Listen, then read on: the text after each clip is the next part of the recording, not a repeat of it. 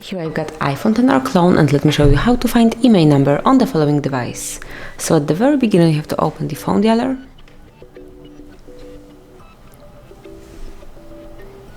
It's cloned, so it's working a bit low.